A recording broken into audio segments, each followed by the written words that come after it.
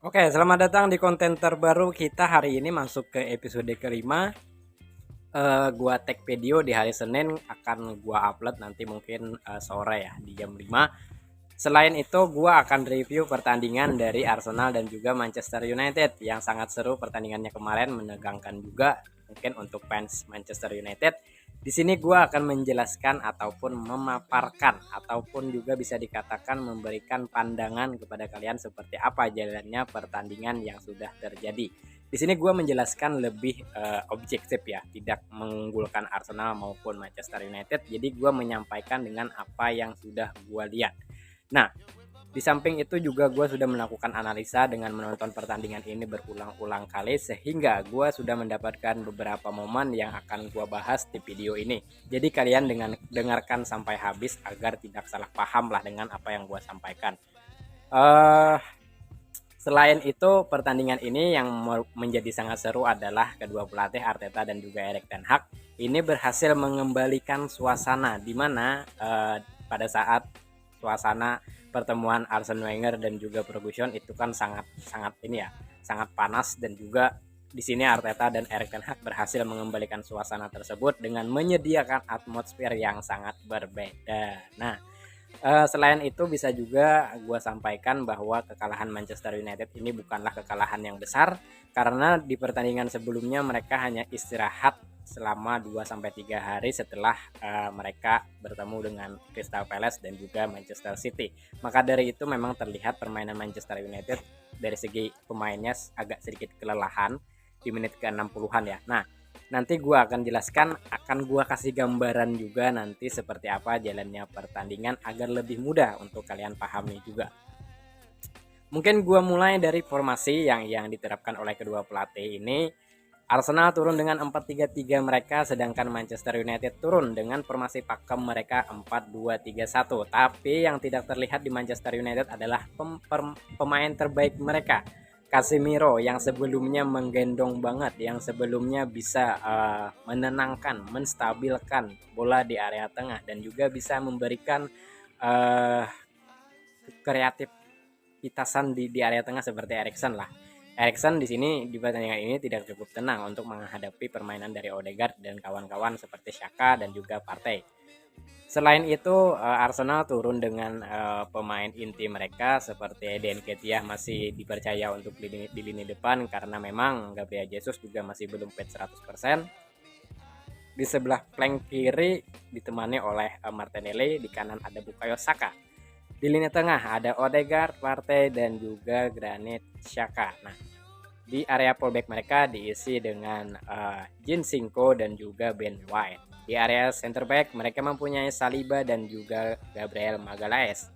Di area Mister Gawang masih mempunyai Ramsdale yang sebelumnya bermain cukup cemerlang juga, cukup bagus juga permainan dari Ramsdale. Selain itu Manchester United turun dengan De Gea di bawah Mister Gawang. Center back mereka yang sangat kompak sejauh ini diturunkan untuk berduet menghadapi permainan dari Arsenal, yaitu Lisandro dan juga Rafael Varane. Nah, di sisi fullback mereka diisi Wan-Bissaka dan juga Luke Shaw yang dikembalikan lagi ke posisi semulanya sebagai fullback. Di area tengah pivot mereka diisi oleh McTominay dan juga Erikson. Sebagai target man ada Wood Weghorst, di sebelah kiri ada Marcus Rashford dan di kanan ada Anthony. Di menit-menit pertama tentunya di 5 menit pertama ya, Arsenal sudah melakukan pressing yang sangat agresif melalui pemain mereka yang mempunyai kecepatan di area depan seperti Martinelli, Nketiah, ditemani juga oleh Bukayo Saka yang melakukan cover shadow kepada Lisandro dan juga Luke Shaw. Nah, yang lebih kelihatan cukup dominan di babak pertama ini kan di 10 menit pertama ya, yang pastinya posisi dari Ben White. Coba kalian lihat seperti apa pergerakan dari Ben White ini, sangat melompat cukup jauh ke area depan karena dia ingin melakukan tekanan kepada Luke Shaw. Karena serangan Manchester United ini kan biasanya diawali dengan kaki Luke Shaw melakukan beberapa kombinasi di area tengah seperti pergerakan Erikson, Bruno dan juga Marcus Rashford. Ini Marcus Rashford menjadi target man mereka, bukan Wout Weghorst. Seperti itu biasa yang dilakukan kombinasi oleh Manchester United. Tetapi di pertandingan tadi malam tidak terlihat karena satu alasan. Di sini akan gua katakan alasannya adalah permainan Manchester United di lini tengah tidak seimbang. Eriksen diinstruksikan untuk menjaga pergerakan dari Martin Odegaard.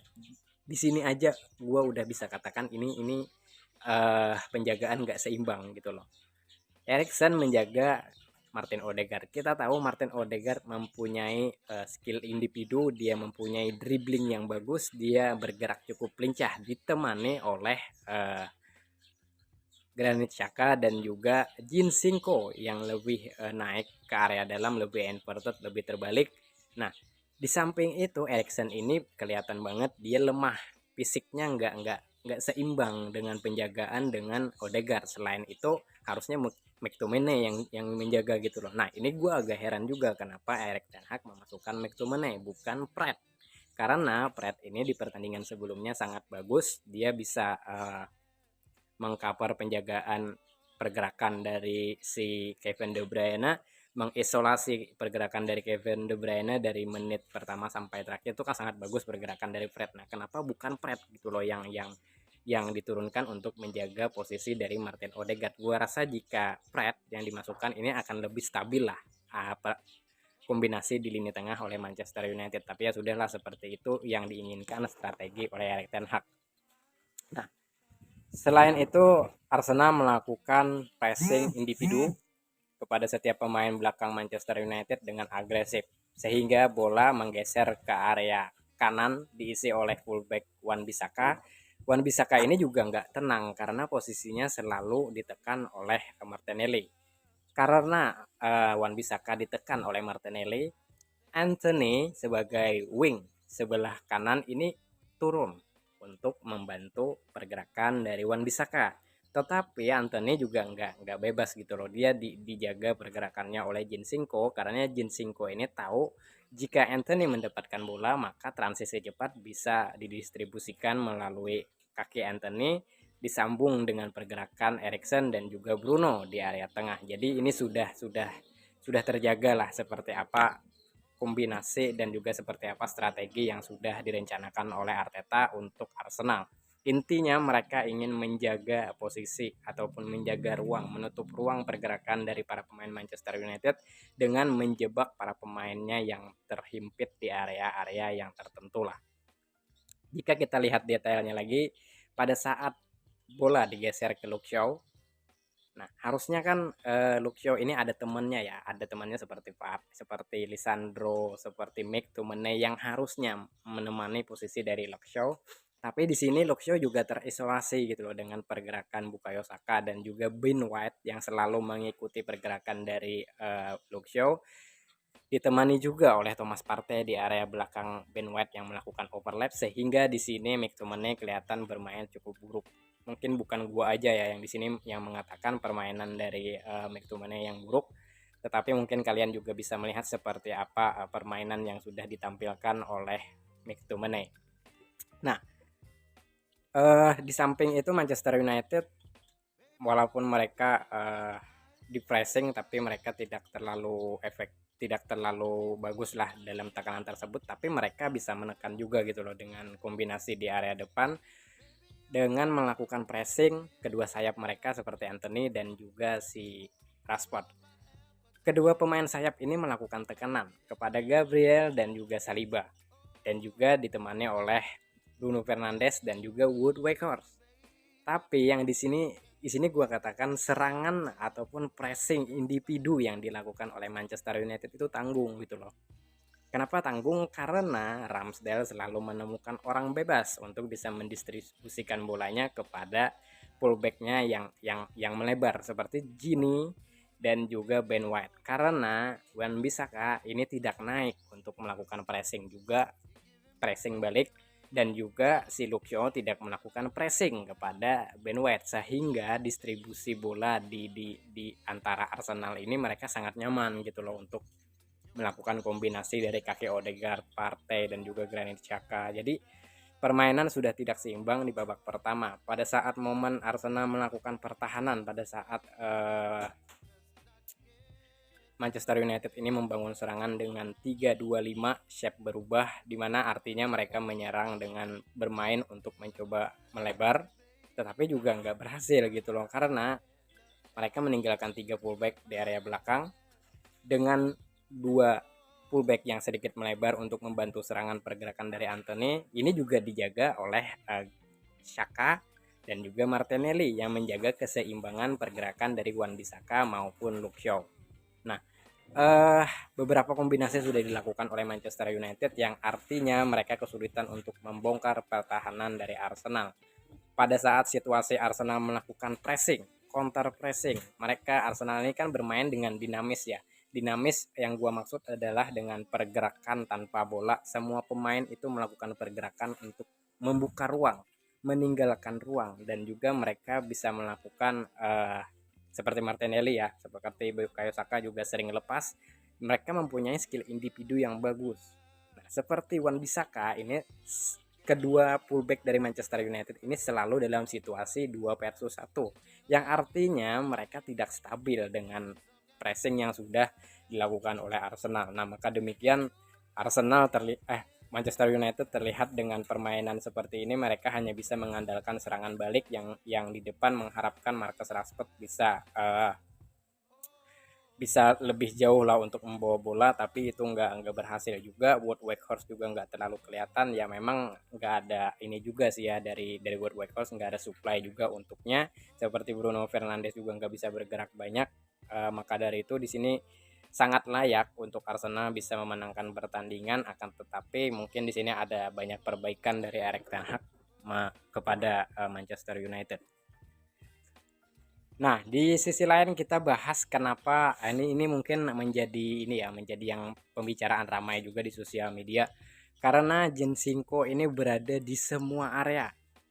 Pemain paling banyak yang mempunyai sentuhan, pemain yang paling banyak mempunyai operan bola, yang artinya ini pemain mempunyai kreativitas walaupun dia bermain sebagai fullback terbalik, inverted ke area dalam membangun serangan ditemani oleh Partey.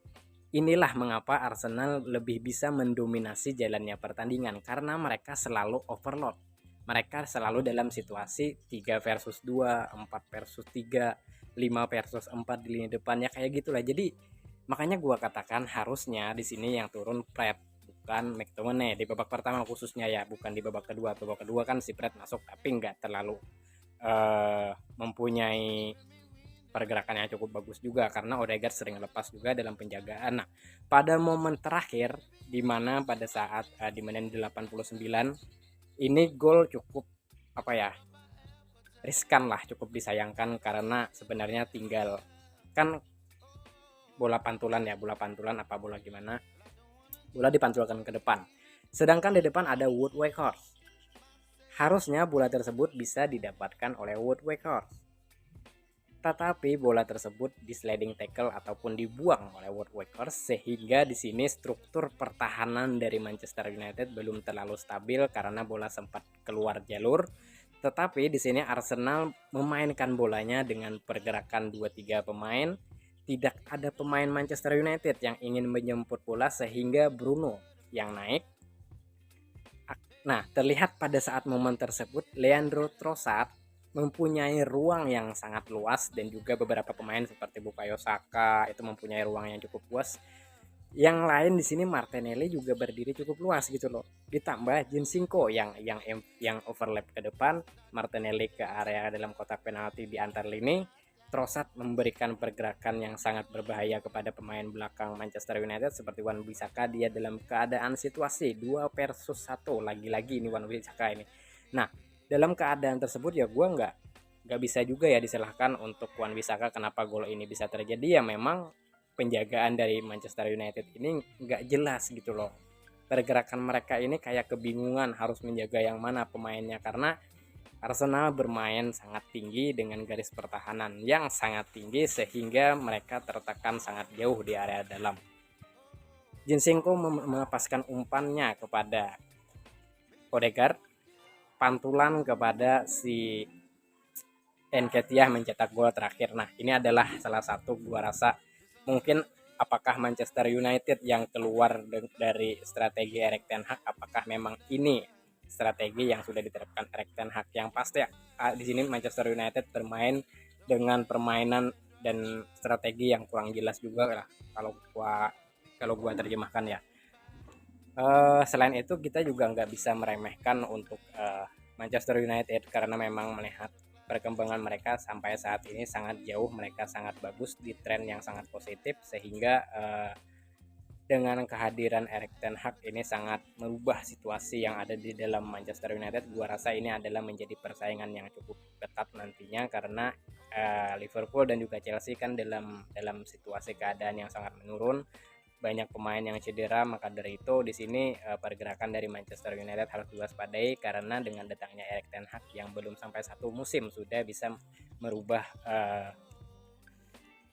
situasi Manchester United seperti ini ya gitu. Nah, mungkin seperti itu yang dapat gue jelaskan kepada kalian untuk strategi seperti apa dari kedua tim ini. Maka dari itu mungkin nanti gue akan bikin video lagi jika ada hal-hal yang cukup menarik lah. Mungkin setelah ini gue akan update transfer karena cukup ramai dibicarakan. Setelah ini mungkin nanti besok atau sore nanti gue akan upload untuk update tentang transfer. See you next time.